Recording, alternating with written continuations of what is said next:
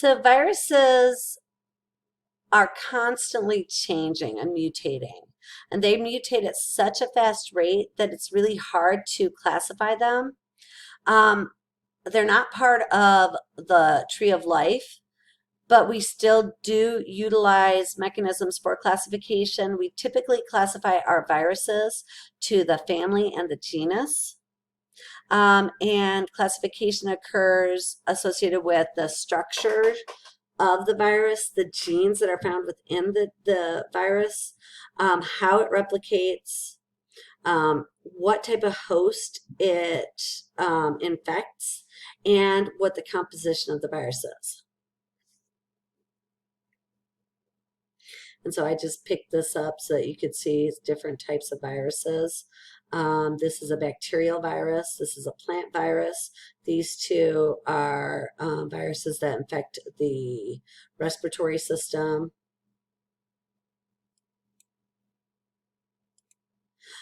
So viruses have to invade the host cell to be able to replicate, produce new structures. And so once it gets inside the host cell, it uses the host cellular machinery to replicate. And there are two basic phases in the life cycle of a virus. And remember, I say life cycle of a virus. They're not living, but this is in the viral replication cycle, you can say, if you don't like the word life cycle. And so we have the lytic cycle and the lysogenic cycle. In the lytic cycle, this is showing for bacterial viruses, the lytic and lysogenic phases. Lytic cycle, bacteriophages infect bacteria. They attach to the bacterial cell. They then inject their viral DNA or RNA, depending. Actually, I think it's always DNA. I'm sorry. So for bacteriophages, it's always DNA. They inject the DNA into the cell. That DNA then takes control of the bacterial replication proteins, and we start replicating viral proteins, and we start forming new structures, new bacteriophages. And then at the end, once they are formed, they take in their own DNA, and then they lysis open the cell. So lysing a cell means they break it open and they release the new phases. So the cell dies at the end of this cycle. The lysogenic cycle differs, and it differs in that once the DNA has been has infected the cell, instead of the DNA taking over the protein replication, the cell incorporates that DNA into the genome. And the cell can divide, and now each daughter cell will have that newly incorporated DNA. When this happens, the DNA is known as prophage DNA. So this only occurs in the lysogenic cycle. If stressful conditions occur where the cell is maybe not gaining enough nutrients, environmental conditions aren't favorable, the DNA can, so that prophage can unattach from the DNA. It basically leaves the bacterial DNA, and then it enters that lysogenic cycle.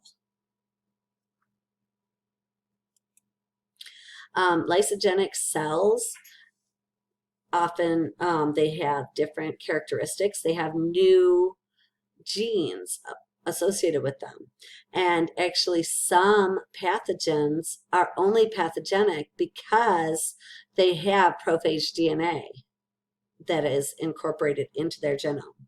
And so Corynebacterium diphtheria, Clostridium botulinum, both of those are only pathogens because they have the prophage bacteria in their genome. Lysogenic cells can also become a part of a specialized transduction. So transduction is the introduction of DNA utilizing a bacteriophage. So you take DNA from one bacterial cell and you can utilize a bacteriophage to incorporate that DNA into another bacterial cell. And so this is transduction. So here we have a bacteriophage. The phage infects the cell. The bacteria or the phage DNA gets incorporated with the cell's genome. When excision of the phage DNA comes, a portion of the bacterial DNA is also released. So when you start replicating new cells or new bacteriophages, some of those bacteriophages are going to take in the bacterial DNA and the viral DNA. And so here you can see bacterial and viral DNA being released into the new cell. And now we have that bacteriophage, but we also have new bacterial DNA incorporated as well. So in animal host cells, they go through a similar process to the bacterial replication, but animal viruses can be a little bit more complex than bacterial viruses. So there are different steps that occur. So we have attachment of the virus to the animal cell, to the proper cell. So you have to have the proper receptor proteins to attach. And then the cell will take in the virus either via endocytosis or membrane fusion.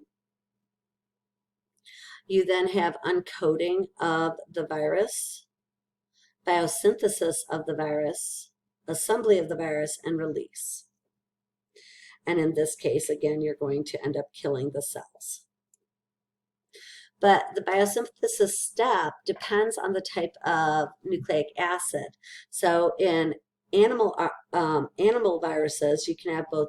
You can have either, not both, either DNA or RNA. And the type of DNA can be either single-stranded or double-stranded. RNA, you can also have single-stranded or double-stranded, or you can have single-stranded plus single-stranded negative or double-stranded RNA. So if you have DNA that enters, then it can immediately utilize the ribosomes of the animal cell to replicate, right? It can be transcribed, it can be transcribed, get into the nucleus, be transcribed, and then produce copies of itself. If you have RNA, if it is the plus strand, that means that it is the strand that has the protein coded for on it. If it is the minus strand, then you're going to have to produce a plus strand from the minus strand, which is a little bit more complex. If it is double-stranded, then you have to unwind that RNA and use the plus strand to produce, again, the protein. So some viruses, actually, retroviruses, are viruses that contain your single-stranded plus RNA, and they contain an enzyme known as reverse transcriptase. So this is really important. This reverse transcriptase actually can take the single-stranded RNA plus strand and can convert it into a single-stranded DNA molecule. So instead of transcription, where we take DNA and produce RNA from it, this time we are taking the RNA and we're producing a DNA molecule. And then using normal DNA polymerase, the virus can become double-stranded, and then it can enter the host genome and kind of lie dormant. And this is termed a provirus. So this is like a prophage in bacterial cells, but it's a provirus in animal cells. And then when it's ready, it can it can excise from the DNA and become active again. All right, I'm going to stop here. This has been a 10-minute video, longer than I want. I'm trying to make them under 10 minutes, but this is just 10 minutes. So, and I'll get into the next video shortly. Bye.